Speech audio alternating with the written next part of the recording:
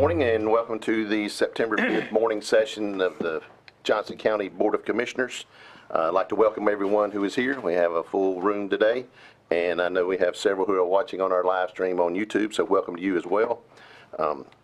I will make a note that Commissioner Harris is not here today and will not be here. He has some personal business to attend to today, so we will be down one today.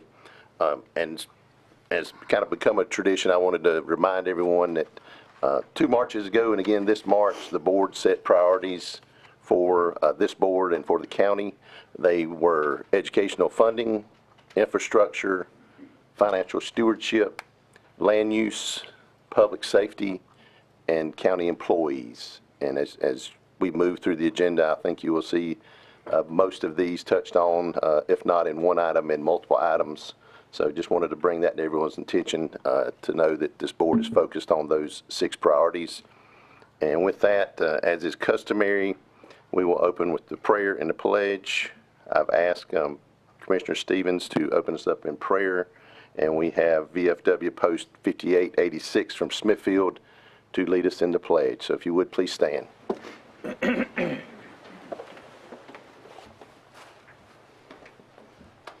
Dear Lord, thank you so much for another day you've blessed us with to gather to do your business, Lord. And we just ask that you be with us as we go through this meeting, that we carry out your will, Lord. And please be with us as we make decisions on behalf of this county. In your name we pray. Amen. Amen.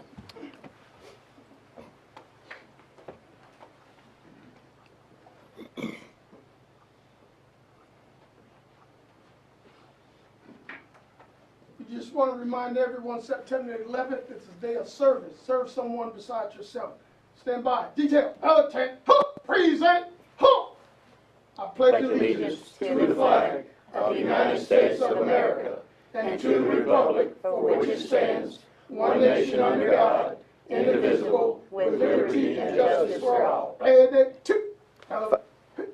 If I could ask you gentlemen just to stay there. We're going to make a quick adjustment to the agenda, and then we're going to move the proclamation for Operation Greenlight up. So first item is approval and discussion of agenda. Do we have a motion to amend that? I move to amend the agenda as presented to include this change to deal with the Operation Greenlight resolution immediately after the pledge. Second. All right, we have a motion and a second. All in favor, please say aye. Aye. Any opposed, nay? All right. Motion carries. All right. Gentlemen, I'm going to read this resolution supporting Operation Greenlight for veterans. Whereas the residents of Johnston County have great respect, admiration, and the utmost gratitude for all of the men and women who have selflessly served our country and this community in the armed forces, and whereas the contributions and sacrifices of the men and women who served in the armed forces have been vital in maintaining the freedoms and way of life enjoyed by our citizens, and whereas Johnston County seeks to honor these individuals who have paid the high price for freedom by placing themselves in harm's way for the good of all, and whereas veterans continue to serve our community in the various veteran service organizations, religious groups, civil service, and by functioning as county veteran service officers in 29 states to help fellow former service members access more than $52 billion in federal health, disability, and compensation benefits each year. And whereas approximately 200,000 service members transition to civilian communities annually, and whereas an estimated 20% of service members will transition to civilian life in the near future. And whereas studies indicate that 44 to 77% of service members experience high levels of stress during transition from military to civilian life, and whereas active military service members transitioning from military service are at a high risk for suicide during the first year after military service, and whereas the National Association of Counties encourages all counties, parishes, and boroughs to recognize Operation Greenlight for veterans, and whereas Johnston County appreciates the sacrifices of our United States military personnel, and believes specific recognition should be granted.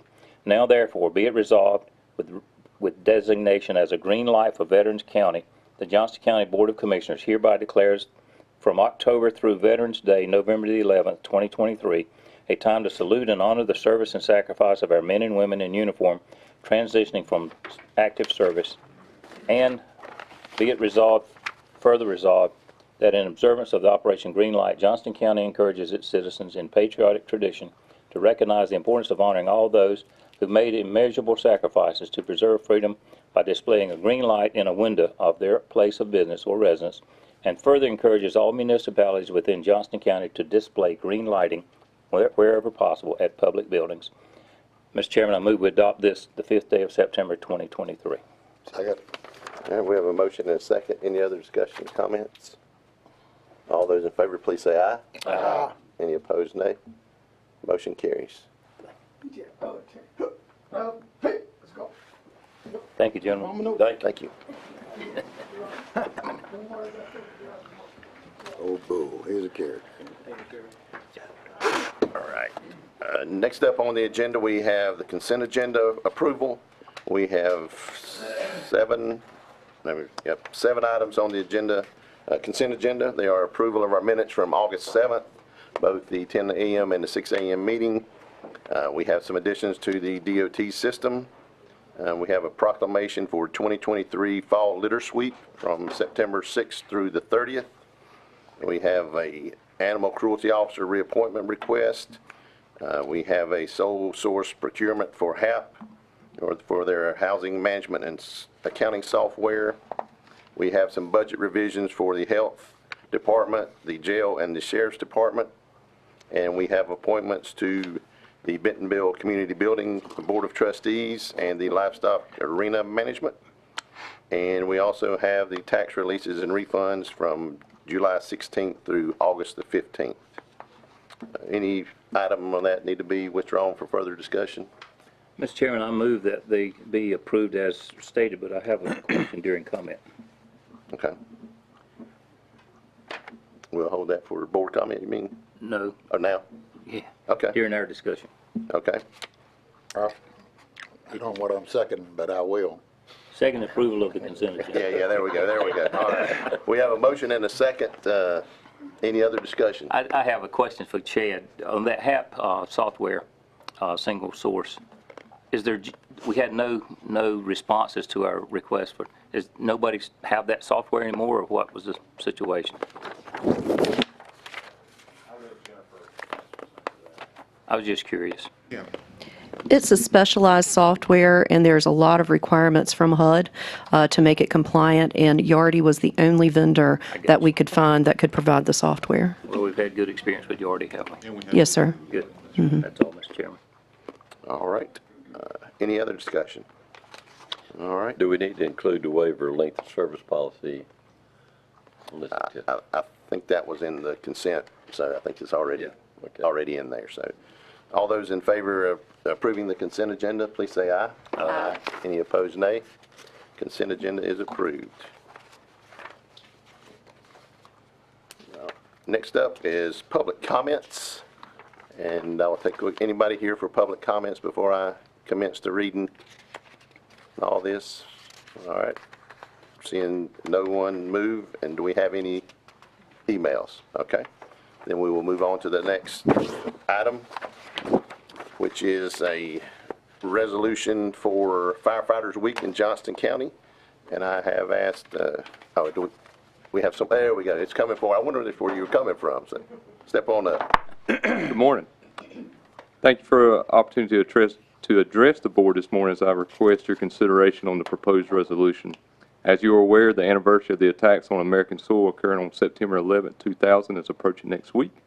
In May of 2011, North Carolina General Assembly adopted a resolution which honored the firefighters in North Carolina by proclaiming the week containing September 11th as Firefighters Week in North Carolina.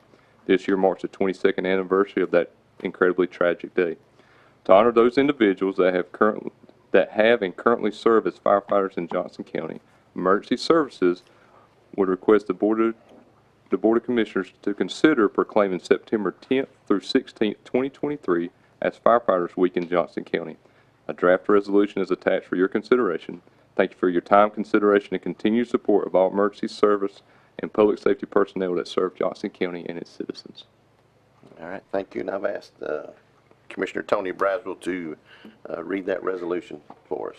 Thank you, Mr. Chairman. Whereas fighting fires is one of the most hazardous professions requiring physical strength, stamina, extensive training, courage, and selfless concern for the welfare of others. And whereas firefighters provide valuable service to the citizens of Johnston County, their communities, and the county. And whereas firefighters make sacrifices to protect the lives and financial interests of the citizens of Johnston County. Whereas firefighters respond to emergencies without hesitation when the call of duty arises. And whereas firefighters work with public safety officials and law enforcement officers to protect the integrity of crime scenes, which is necessary to resolve arson cases. And whereas firefighters reside in the community in which they serve and have a great appreciation for protecting their communities. And whereas it is appropriate to recognize the duties and services that firefighters perform by observing Firefighters Week in Johnston County. Now therefore be it resolved by the Johnston County Board of Commissioners that all firefighters deserve to be honored for their valuable service they provide to the county, its citizens, and communities. The Board of Commissioners encourage the citizens of Johnston County to observe the week of September 10th through the 11th, 2023 as Firefighters Week in Johnston County. And therefore, Mr. Chairman, I move that we adopt this resolution. Second. All right, we have a motion and a second. Any other discussion or comments? All those in favor of the resolution, please say aye. Aye. Any opposed, nay? Proclamation is approved. Thank you. Thank you. And then next on the agenda is a proclamation for Child Passenger Safety Week and National Seat Check Saturday. And do we have a representative from Partnership for Children here? If not, I've called on Commissioner Stevens to read the proclamation. Whereas children are Johnston County's most precious resource, and whereas between 2008 and 2017 there has been a 15% decline in the number of child motor vehicle traffic fatalities, and whereas children 2 to 5 years of age using safety belts instead of child safety seats or booster seats are 4 times more likely to suffer a serious head injury in a crash. And whereas when installed and used correctly, child safety seats and safety belts can prevent injuries and save young lives. And whereas child safety seats can reduce fatal injury by up to 71% for infants and 54% for toddlers ages 1 to 4. And whereas research from the National Highway Traffic Safety Administration shows 59% of child restraint systems are installed incorrectly. And whereas all 50 states, the District of Columbia, and our territories have laws requiring the use of child safety seats for small children. And whereas child passenger safety technicians in Johnston County continue to help parents keep their children safely seated during Child Passenger Safety Week and beyond by offering appointments at local checking stations. And whereas for all of these reasons and for the well-being of our kids, Johnston County is committed to working closely with parents and safety advocates to help reduce the number of young lives lost on our roadways. Our goal is to educate parents and caregivers on how to properly install and use child safety seats. Parents and caregivers are urged to take advantage of the free services provided by child passenger safety technicians and ensure their children are getting the very best protection. Now therefore we, the Johnston County Board of Commissioners, do hereby proclaim September 17th through 23rd, 2023 as Child Passenger Safety Week and September 23rd, 2023 as National Seat Check Saturday. Let's all help reduce crash fatalities and injuries by buckling our children up correctly every trip, every time. Adopted this 5th day of September 2023. So I make a motion that we adopt this proclamation. Second. All right, we have a motion and a second. Any other discussion? All right, all those in favor of the motion, please say aye. Aye. Any opposed? Nay. And the motion carries. Thank you. Next up, we have our 911 Director, Brett Renfro, here to present a 911 Board Portable Radio Grant. Yes, sir. Good morning, Mr. Chairman, Commissioners. I'll be very brief. The North Carolina 911 Board has opened up a grant the end of July that would allow us to purchase 13 portable handheld radios that would be used in our 911 center. If we had to transition for whatever reason from our primary center to our backup center. as a means of communication until such time we could split our staff and transition from one physical location to another.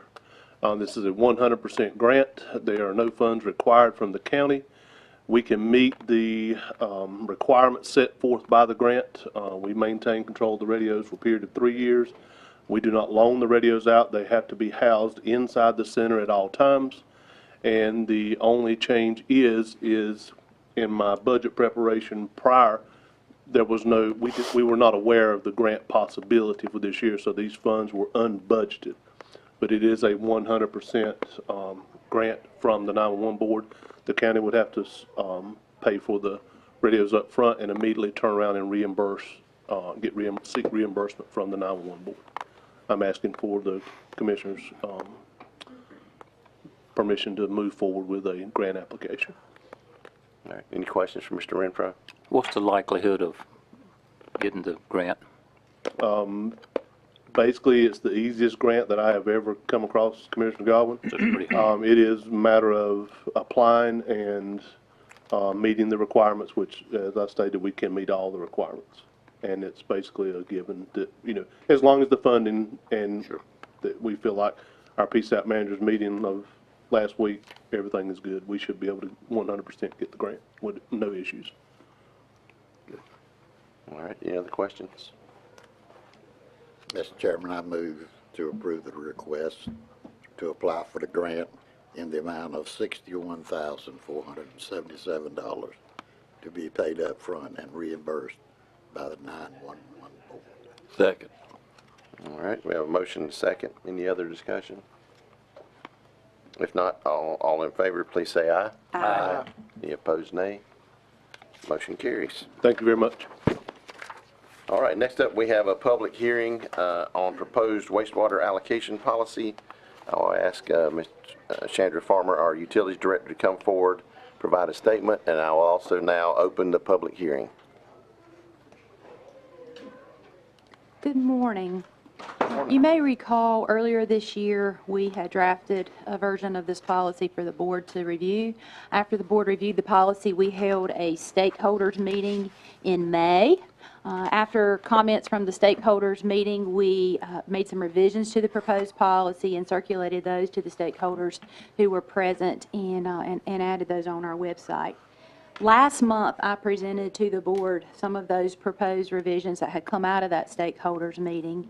And then, of course, today is the public hearing associated with that. But the wastewater allocation policy is intended to define how the county will formally allocate wastewater capacity on future projects. The current draft of the policy has a few provisions, general provisions, on how the allocation is divided, with the intent being 200,000 gallons a day would be reserved for future economic development projects. One of the things that we did that came out of the stakeholders meeting is there was lots of discussion and questions about this reservation. And our intent was to reserve this capacity for an economic development project that could be located anywhere. It could be within a town, it could be within the county, it didn't matter. The intent was the capacity would be there and available for wherever that need was. And of course, the capacity would have to be paid for in some means, whether it be system development fees if it were a county customer, or bulk capacity fees if it were served by a town. The policy also then says the remaining, up to 60% of the remaining capacity would be available for allocation to our bulk customers. And that bulk customer allocation, and our bulk customers, I should define those as Smithfield, Selma, Pine Level, and Four Oaks. Those are the ones that we intend to have these recurring interlocal agreements with. And the capacity would be allocated to these towns in accordance with those interlocal agreements. And then the remaining 40% would be allowed to be allocated to county retail customers, and this policy further defines that process. It's very detailed in how those customers would get the approval from the town, with the board approving most of those projects individually and most of those allocations individually. It prioritizes types of projects from priority 1 down to priority 4. One thing this policy does not do is change our residential sewer service policy.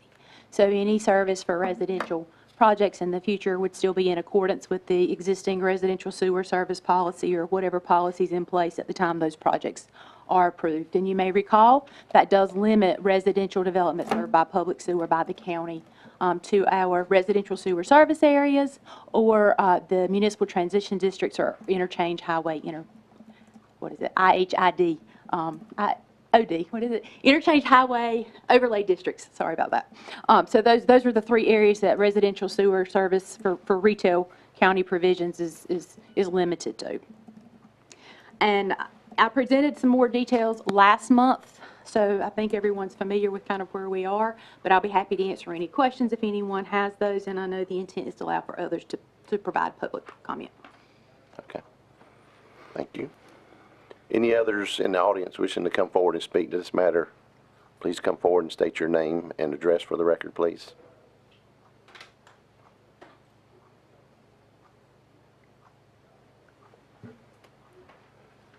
Come on down. Hey, good morning. Just a few quick comments. Good morning, everybody. Chair Lauder and board members. My name is Ashley Honeycutt-Terrazas. I'm a land use attorney with Parker Poe, 301 Fayetteville Street in Raleigh. And I represent multiple residential developers, but D.R. Horton is a developer that asked me to come here today. And I do apologize missing some of the stakeholder meetings, but had a chance to review the draft policy and just a few comments to kind of raise the attention. I don't know if maybe this is something we could work on after, but I think some of the concern is around, the approval by phases and just making sure if you're a residential developer making investments in building that infrastructure and additional capacity, typically you kind of do that on the front end to make sure you can serve the entire project, and so the approval by phases is and making sure that maybe some of that initial investment is taken into account when we're getting doing a utility allocation permit for additional phases, and then also just want to understand. I understand it's a legislative decision. Understand there's limited capacity. Johnston County is fastest growing county in North Carolina. I do understand that, but just kind of understanding some of those legislative considerations, things that we're going to prioritize when we are looking, especially for a residential project, which is phase 4.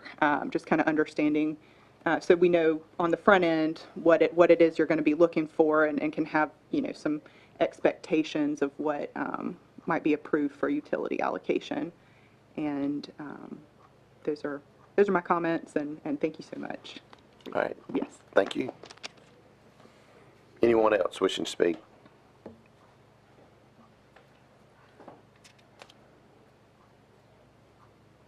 All right, and I don't believe we had any emails to address. Any questions from the board? I did, Ms. Farmer, can you come back up? I just had a couple, just Yeah, I had a clarifications. question I wanted to clarify as well. So while you're coming forward, I guess you'd mentioned our 4 bulk customers. Does that include the private customers that we have as far as the bulk? And I'm thinking Aqua in particular. I know there's another one. No, so that 60% does not include, that 60% for the future, allocated in the future, was intended to apply to Smithfield, Selma, Four Oaks, and Pine Level. Okay. Those other customers have contracts that were set amounts. Those commitments have been met and would be met in what's in our, planning in our provisions, but those requests, those contracts and interlocal agreements do not allow for future capacity. So any future capacity for those entities would have to come back to this board with a specific approved interlocal agreement. All right, and one more, and thank you for that clarification. The other is, you'd mentioned residential sewer service areas, and if you could maybe clarify that to know, I think that's primarily the Cleveland area, Right. but. So we have 2 residential sewer service areas. One of those is the Cleveland area, generally 4042 down Cleveland Road. Then the other area is east of Clayton along Highway 42. The way the residential sewer service policy is written is that a project has to be located in one of these areas, and it must be either zone PUD or be immediately adjacent to existing residential development with county public sewer service and be able to gravity flow, not require a new wastewater pump station. What makes this policy even more limited is currently our land use ordinances do not allow for PUD in that entire area of the outlying sewer service area. Those are further, I think those are restricted to interstate highway overlay districts or municipal transition districts. All right, thank you very much. I had a quick question. A brief discussion about the difference in the 50 lots per year that the attorney spoke of for residential allocation versus 50 lots per phase. What's the elements that come into play here? All right, that was one of the comments we'd received at our stakeholders meeting. The original draft of the policy allowed for the board would be able to allocate up to 50 lots per year for the development, or 25% of the development, whichever was greater. And we had some developers say, well, what if we build it sooner? What if we get it platted and complete that process quicker? And so we decided, we proposed moving that back to 50 lots per phase. So it's possible they could build and plat 50 lots in a year. They can build, then they would be eligible to apply for that next allocation permit to do that next So it sounds like it's less restrictive. That's correct. It would be less restrictive. And you know, part of this, I don't know that the policy defines it exactly as maybe this is something we need to consider, but one of the intents of this policy is to provide for developers a better guarantee of kind of what we have now. Right now, it is first come, first served. So we do permit in phases. So now phase 1 comes in, we approve it, but there's no prior commitment or reservation for any future phases. We ask for a phasing plan and we try to commit to that, but the intent with this is when the initial phase of that residential development would be approved, we would have a phasing plan that could be factored into our planning purposes, and we would know the intent of when they plan to apply for each of those future phases. Right now, there's no commitment for any future phases when phase 1 is approved. And I guess on the other side of that sword is, if we commit to future phases and they take longer, we have, at least on paper, that capacity, and they don't pay until later. Okay. Right. All right, any other questions? All right, thank you very much. And I'll open it one more time. Any other comments? If not, I will close the public hearing. And then I think based on the feedback we have gotten and some feedback from the towns already, that we will take this under advisement and continue to look at tweaks to our policy. So. All right, next up is appointments. And each one of the commissioners, you should have a ballot at your seats for the Veteran Services Advisory Board appointment. We have one position open with 2 applicants, and it has become customary. The commissioners will submit their ballots to the clerk after this meeting, and we will announce the selection at our 6 o'clock meeting at the beginning of that meeting. So if you would fill out your ballots, and we'll give those to the clerk at the end. All right, and next up we have Ms. Jocelyn Andrews here to present our delinquent tax collection report. Good morning, Mr. Chairman, Commissioners. Before you have the July collections report for property taxes.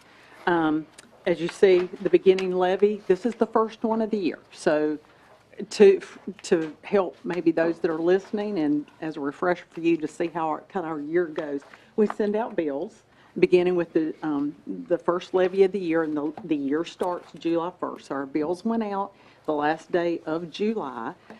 This is the general levy that we send out that's related to personal property, business personal property, real estate for this.